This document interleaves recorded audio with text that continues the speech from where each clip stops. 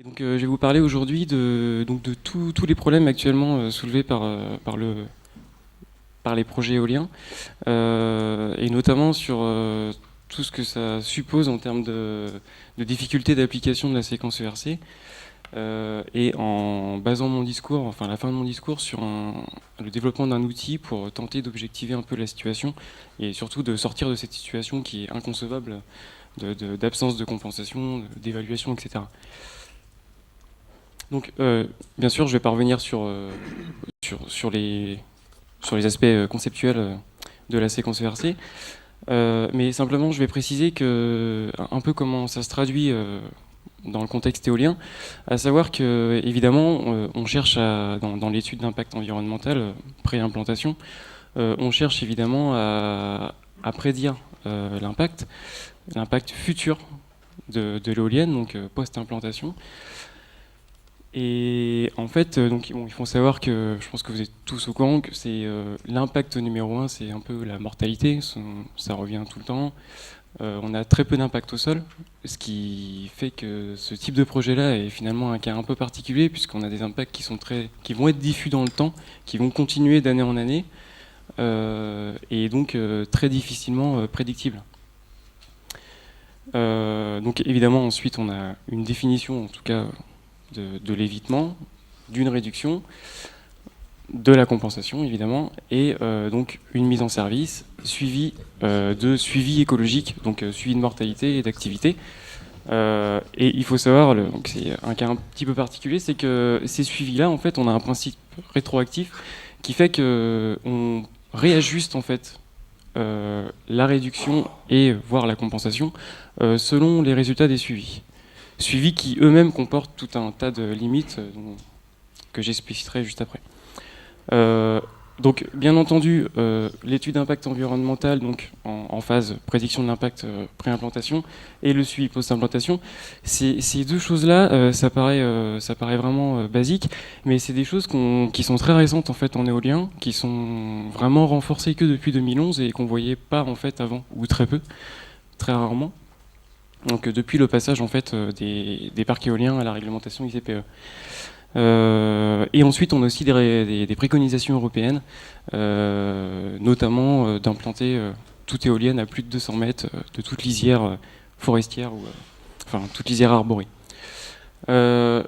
Si on revient sur la première étape, la prédiction de l'impact, en fait, on se rend compte que c'est très difficile, dans le sens où finalement, l'activité en chauve-souris qu'on va constater en phase post-construction va absolument pas être corrélée, par exemple ici, au risque perçu en phase pré-implantation.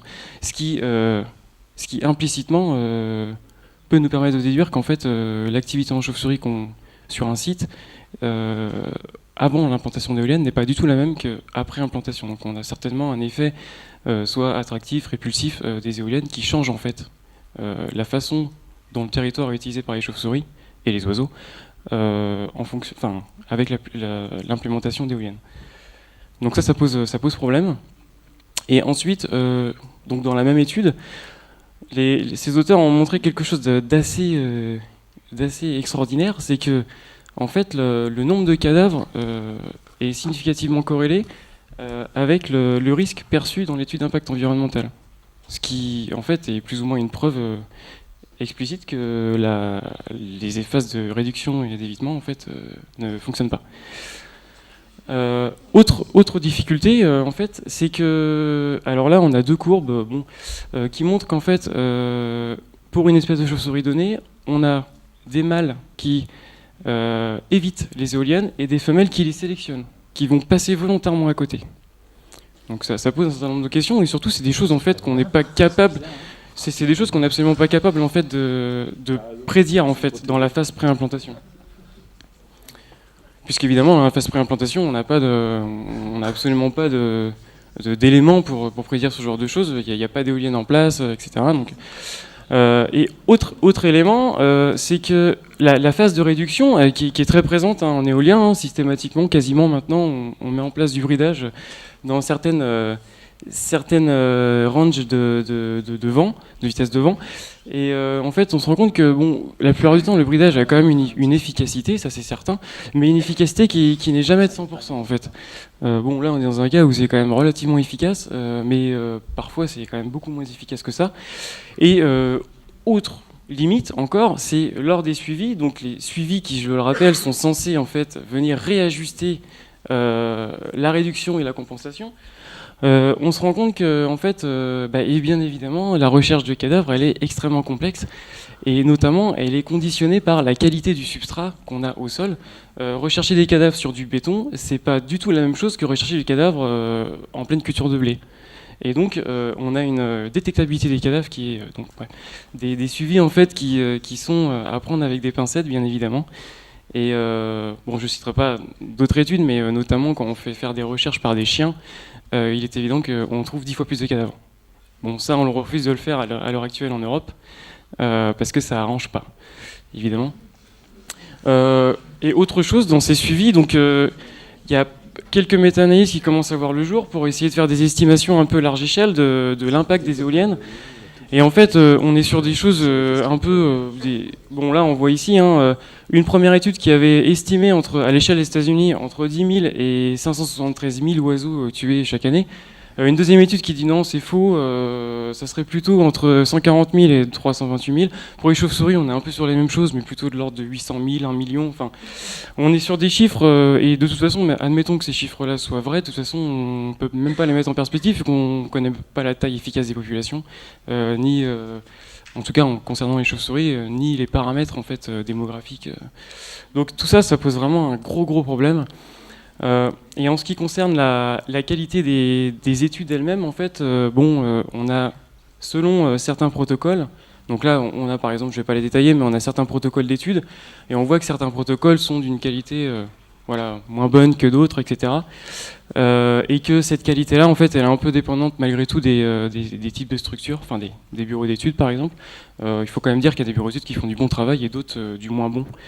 Donc il n'y a pas que du mauvais en fin de compte. Et je finirai aussi sur une autre limite, c'est que ici on a des parcs éoliens donc en Allemagne et un cadavre en fait, un cadavre retrouvé sous une éolienne, finalement, on se rend compte qu'avec les relevés isotopiques, que sa provenance est plutôt nord-est de l'Europe, et donc ça pose question de comment compenser un individu qui provient de milliers de kilomètres, et où le compenser, quoi. Quand on prône la compensation on-site, ça pose question. Et voilà, donc je terminerai aussi dans cette partie introductive pour dire que la définition de la compensation, elle est d'autant plus complexe qu'on a des types d'impacts qui sont de grands absents de la compensation, à savoir qu'on se concentre essentiellement sur la mortalité, mais que les enjeux sont peut-être pas que là. Et notamment, j'ai des résultats assez récents qui montrent qu'on a une diminution de 50% de l'activité de chauve-souris entre 500 mètres et 1000 mètres d'une éolienne.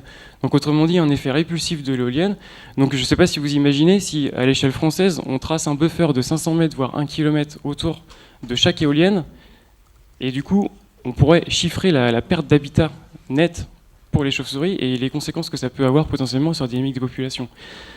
C'est juste énorme en fait.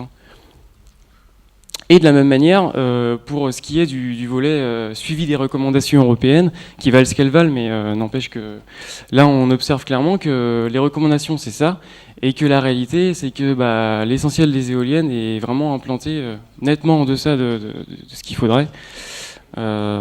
Voilà. Donc, juste pour résumer, c'est que on a des limites sur à peu près, sur toutes les étapes, et que ça pose quand même un certain nombre de questions, et que c'est surtout que du coup la phase de compensation, du coup, elle est forcément du coup soit en non compensation, soit en compensation, mais un peu arbitraire, insuffisante, où on ne sait pas trop, hasardeuse, quoi. Donc en fait, on est vraiment dans ces deux cas-là, en France, en Europe même. Et donc, ce qui amène au fait que travailler de cette façon-là, donc de manière classique, le cheminement classique de la séquence ERC. À l'heure actuelle, c'est pas possible, enfin en tout cas moi à mon échelle de ma thèse. Travailler sur l'équivalence non plus. En tout cas, l'équivalence entre des pertes et des gains, dans la mesure où on n'est de toute façon même pas capable d'évaluer ça. Donc dans la mesure où on n'est pas capable d'évaluer ça, ni l'efficacité de ça et de ça, enfin, ça. Donc la question maintenant, c'est de se dire bon, on sait pas faire, mais est-ce que c'est pour autant qu'il faut rien faire et continuer à rien faire Et la réponse est non, bien évidemment, et que on pourrait déjà commencer à travailler sur quel type de mesures compensatoires seraient les plus efficaces pour un maximum d'espèces, pour quelles espèces, quelle biodiversité. Et c'est ça que je vais vous présenter, un outil. Donc assez rapidement. Donc c'est un cas d'étude en fait en Champagne-Ardenne où on avait un blocage en fait, dans le sens où l'Adréal imposait aux développeurs éoliens d'implanter 2 hectares de jachère par éolienne. Chose complètement inadmissible par le monde agricole, c'est très compliqué. Et donc, tout un corpus là d'acteurs s'est formé avec le maître d'ouvrage, donc Engie, qui a un peu fédéré le projet, référent scientifique l'EMNHN, et en opérateur de compensation AgroSolutions. Donc le but était de trouver des alternatives à la jachère, et donc de travailler sur l'équivalence écologique, mais non pas entre des pertes et des gains, mais entre types de mesures compensatoires, pour tenter d'objectiver un maximum la situation et trouver des types de mesures compensatoires plus acceptables. Donc voilà, donc ça schématise comme ça. Bien évidemment, dans le protocole, on a besoin de témoins. Donc nos témoins, en fait, dans ce cas-là, ça va être les grandes cultures hors éoliennes et des grandes cultures sous-éoliennes. Et donc en prenant des types de mesures compensatoires alternatives. Donc les haies, les bandes tampons bouchons, c'est un truc particulier de Champagne-Ardenne. Les bandes tampons bouchons, c'est des bandes enherbées en fait avec des buissons. Mais ils appellent ça comme ça. Et des buissons, des bandes enherbées, et donc les jachères auxquelles on cherche à trouver une alternative. Donc là, c'est juste des cartes pour représenter un peu tout le territoire qui a été étudié, avec donc évidemment tout le panel de mesures compensatoires qu'on cherche à tester. Et donc, par exemple, là ici, on a des relevés sur un type donc sur un témoin, une parcelle témoin de grande culture, sur laquelle en fait on fait des relevés oiseaux. Je ne détaillerai pas le protocole, mais on pourra en reparler si vous voulez. Ainsi que des relevés chauves-souris. Donc ce qui nous donne en fait 135 nuits d'écoute pour les chauves-souris, 677 points d'écoute pour l'avifaune et un protocole spécifique pour les busards que je ne détaillerai pas ici. Ce qui nous donne donc tout un tas d'espèces pour lesquelles on peut faire des analyses. Donc le but c'est de modéliser l'abondance. C'est vraiment la première étape de cet outil. Bien sûr, en ajustant à tous les biais possibles, donc les biais de variables paysagères, de détection et de variables locales. Et ça nous donne ça. Ça nous donne en fait, par exemple, là pour 2 taxons de chauves-souris, ça nous donne en fait des effets pour chaque type de mesure compensatoire, des effets bien sûr différents, puisqu'on est sur des mesures compensatoires différentes. Mais surtout, ce qui est intéressant, c'est de voir que ces effets-là, ils diffèrent en fonction de la saison et bien évidemment en fonction de l'espèce. Donc ce qui rend en fait la chose très complexe pour faire des choix quand on a 50 espèces sur un site. Et donc nécessité bien évidemment d'une méthodologie pour essayer de trouver la droite qui passe le plus près de toutes les espèces et donc la plus parcimonieuse. Et donc ça se schématise comme ça. On a bien sûr, donc, comme je disais, notre modélisation de l'abondance. Donc là, par exemple, pour les passereaux.